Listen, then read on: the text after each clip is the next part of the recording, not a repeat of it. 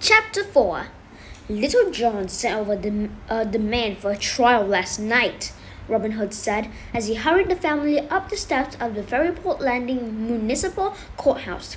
To be honest, after our little run-in with Nottingham yesterday, I never guessed they would grant us one.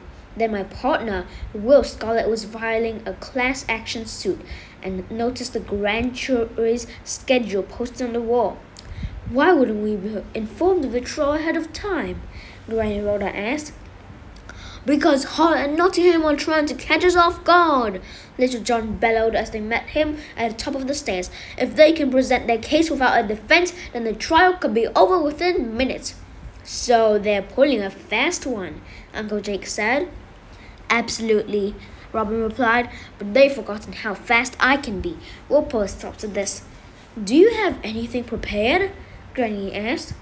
The lawyers shook their heads. No, but there's nothing to worry about, Little John said. After we ask the judge for a postponement, we'll have plenty of time to prepare. Sabrina watched Daphne take out her dictionary. Daphne, postponement means that they want more time before the trial begins. Daphne scowled and pulled her dictionary away. I don't need your help. Robin and Little John hurried the group through the front doors, up a flight of marble stairs, and into the courtroom. Sabrina was startled to find that the room was packed with ever-afters. Goblins, witches, fairy godmothers, winkies, munchkins, landers, talking animals, and countless more were all excitedly discussing the trial. There were few empty seats left. Past the audience gallery, Sabrina noticed a jury box. 2 rows of seats sat apart on the far side of the room.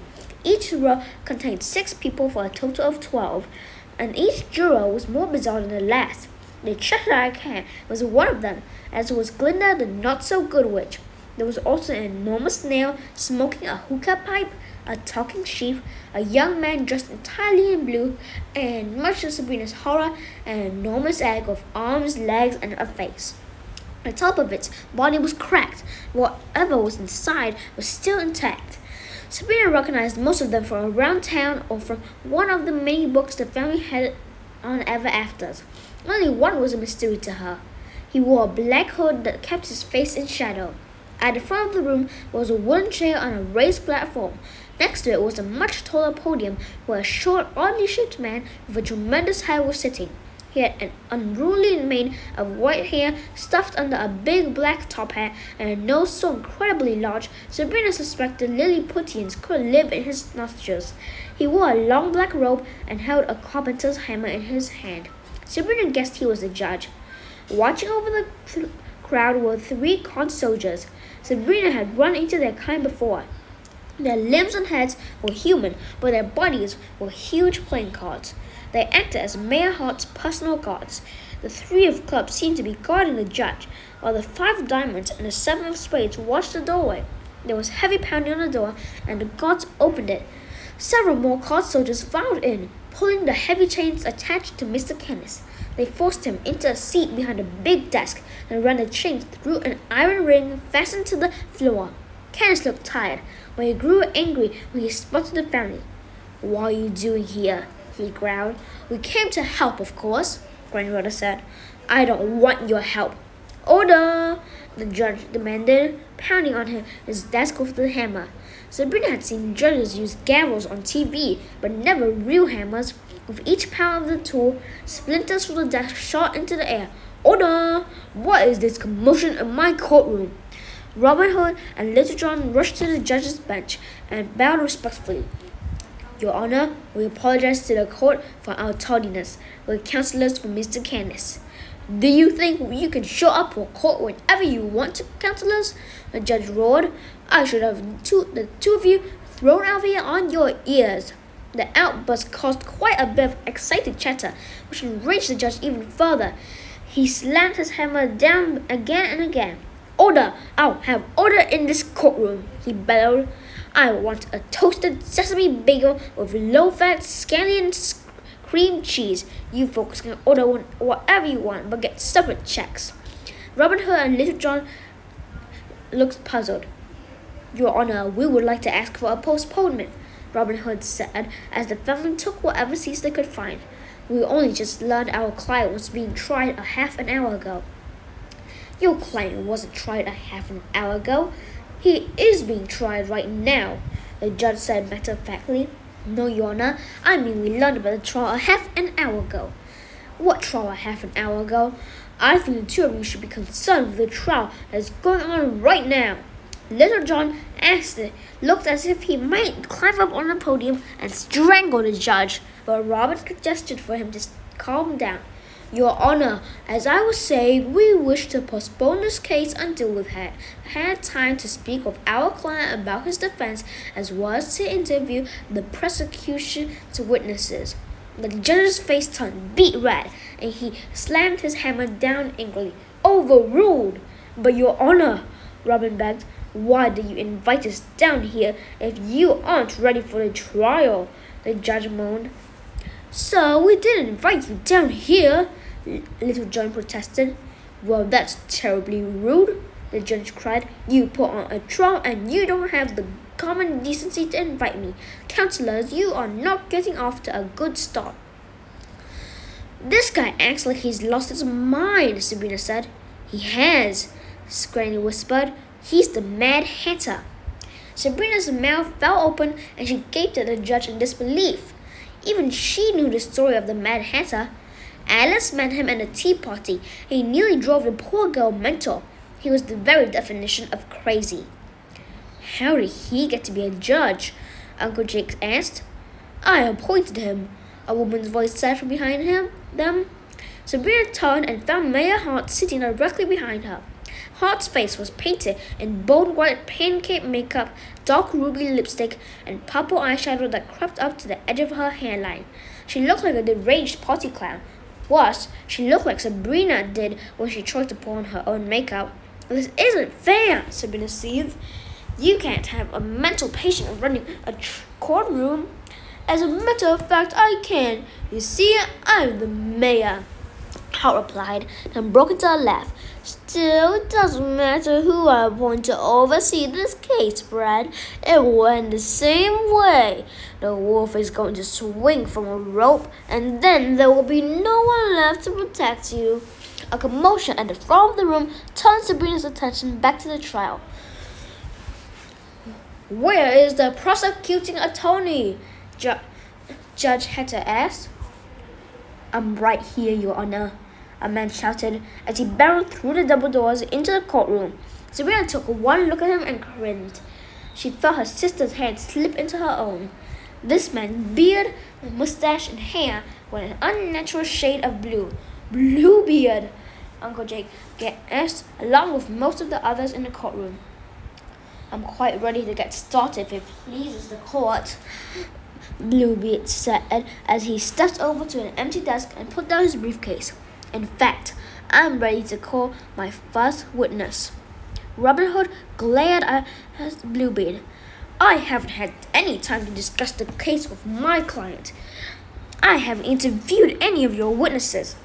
"That's unfortunate," Bluebeard said, "but I have no doubt you'll catch up. As for right now, like I said, I'm ready to call my first witness. Rather, I have 3 witnesses. I'd like to call them all to the stand at the same time, if it pleases the court." "It might," Hatter said, clapping like a happy child.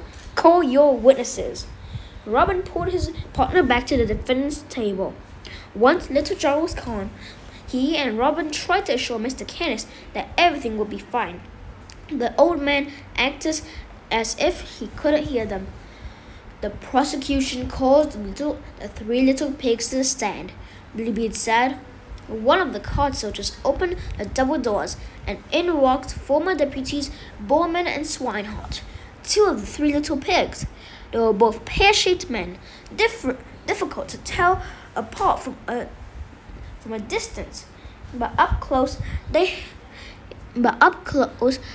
they had very distinct features. Jed Bowman had curly brown hair and wore glasses. He had a tiny little mustache and he was prone to sweating profusely. His complexion was pale, even more so when walking into court, as he seemed quite nervous. His friend and business partner, Alvin Alvin Swinehart had a pompadour haircut that reminded Sabrina of Elvis Presley. His long, bushy sideburns and reflective sunglasses added to the resemblance. Both men wore reflective sunglasses added to the resemblance. Both men wore in ill-fitting suits and wearing ties. They scanned the courtroom as they entered and spotted Sabrina and her family, flashing them apologetic smiles that made Sabrina nervous. Were they going to say something that would hurt Mr. Kenneth's case? Their arrival caused a great disturbance in the courtroom, and the gallery began to chatter. The noise made Hector bang his forehead on his desktop and shout for order. Eventually, he remembered his hammer and slammed the tool down hard on the buckling wood instead. When the room was quiet, Bluebeard approached the man. "I was under the impression that there was 3 of you." Swinehart ran through his slick black hair. "Well, there are, but we're not attached to the hip, you know." The crowd laughed until Hector went to work with his hammer. "So, am I to understand that Ernest Hempstead won't be joining us? Where is your friend?" The men suddenly changed into pigs, a metamorphosis that occurred whenever they were nervous or excited. They honked and squealed for a moment, but quickly reverted back to their human forms.